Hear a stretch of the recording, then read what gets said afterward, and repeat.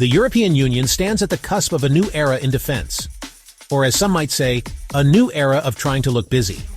Faced with a resurgent Russia and shifting American priorities, the EU has decided it's time to play soldier. The bloc has unveiled an ambitious €800 billion defense plan. This initiative marks a decisive shift towards greater self-reliance and a strengthening of Europe's defense capabilities. Or at least, that's what the press release says. This bold plan, set to reshape the continent's security landscape, aims to equip the EU with cutting-edge military technology and bolster its capacity to address evolving security threats. For decades, European defense has relied heavily on the United States. The Transatlantic Alliance, forged in the aftermath of World War II, provided a security umbrella under which Europe could rebuild and prosper. And occasionally, nap. However, the geopolitical realities of the 21st century, marked by new challenges and shifting power dynamics, necessitate a reassessment of Europe's strategic posture. Translation: time to wake up and smell the coffee. The EU's new defense plan signifies a recognition of this reality and a commitment to forging a more autonomous path in defense. This landmark initiative is not merely about increasing defense spending. It represents a fundamental shift in Europe's strategic thinking. It underscores a growing awareness that the continent can no longer solely depend on others for its security. Or at least, it shouldn't. Instead, the EU must shoulder a greater share of the responsibility for defending its interests and values. This new era in European defense is born out of necessity, driven by a complex interplay of geopolitical factors and a determination to secure a future where Europe is a stronger, more capable actor on the world stage. Or at least, a more convincing actor. The EU's commitment to bolstering its defense capabilities is not a sudden development, but rather a gradual realization that has been gaining momentum in recent years. Several factors have contributed to this strategic awakening, including the changing nature of warfare, the rise of new and complex threats, and the evolving dynamics within the Transatlantic Alliance.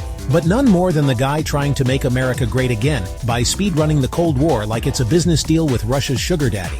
This confluence of events has underscored the need for a more assertive and self-reliant European Union in matters of defense and security. The most immediate catalyst for the EU's defense plan is the escalating threat posed by Russia.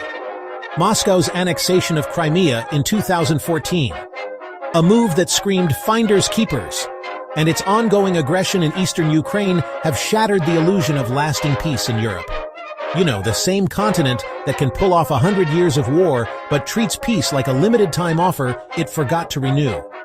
The Kremlin's willingness to use military force to achieve its geopolitical objectives has sent shockwaves through the continent, prompting a necessary reassessment of European security arrangements. Russia's actions have exposed the vulnerabilities of a Europe divided on defense matters.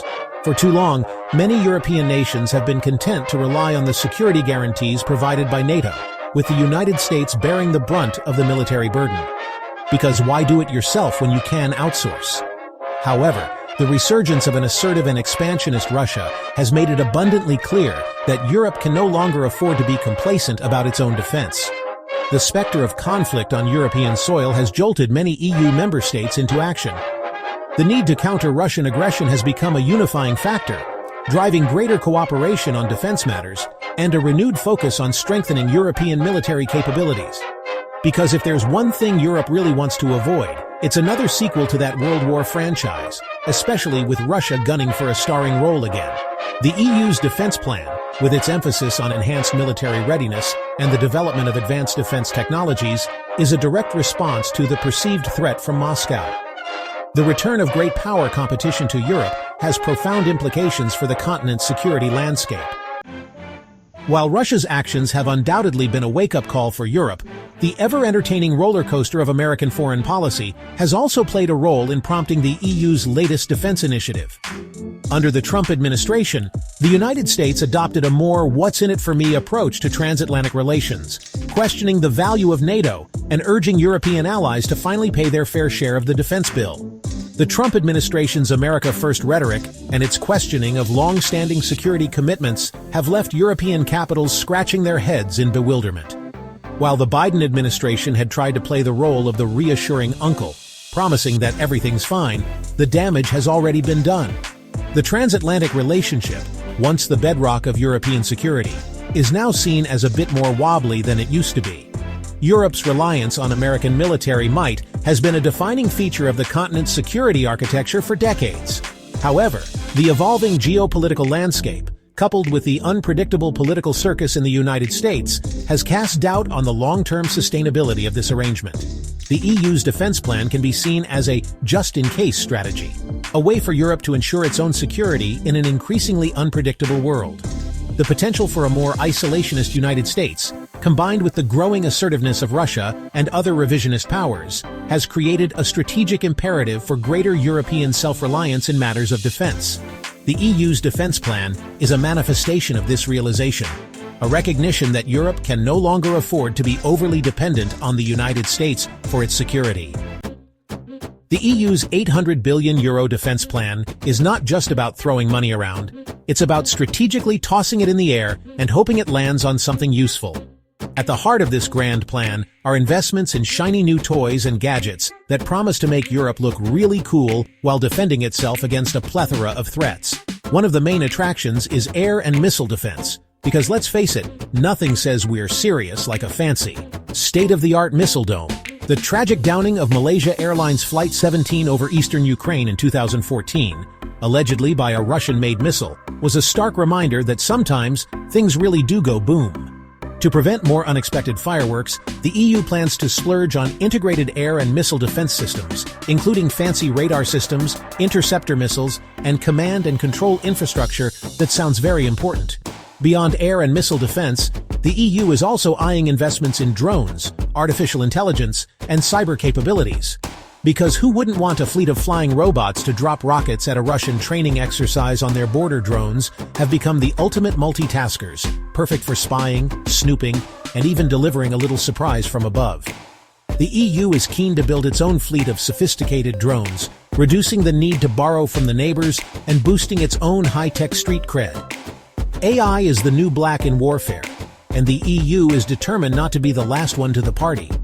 AI-powered systems promise to revolutionize everything from intelligence analysis to targeting and decision-making, making sure humans can sit back and let the machines do the thinking. The EU's defense plan calls for more cash to be funneled into AI research and development, aiming to sprinkle AI magic across a wide range of military systems. Ah, the sweet symphony of shared responsibility. Europe, where every nation gets to chip in for the grand defense plan. Because, nothing says unity like arguing over who pays the bill. Picture this, a room full of European leaders, each one trying to outdo the other in a game of who can contribute the least. It's like a potluck dinner where everyone brings napkins. But fear not, dear viewer, for this €800 billion plan is the epitome of fairness. Each country gets to feel the joy of contributing to a collective defense while secretly hoping someone else will pick up the slack. In the end, it's all about teamwork, because nothing unites Europe like the shared burden of a massive defense budget.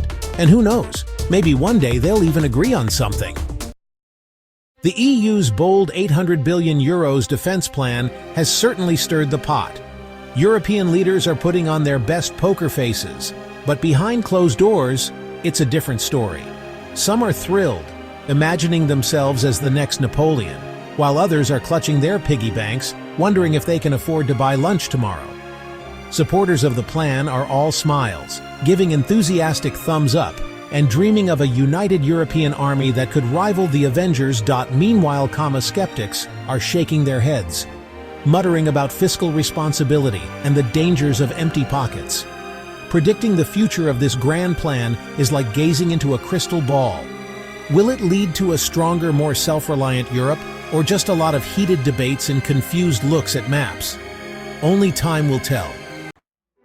And so the European Union embarks on its grand €800 billion defense plan. With this bold move, the EU aims to become a beacon of self-reliance.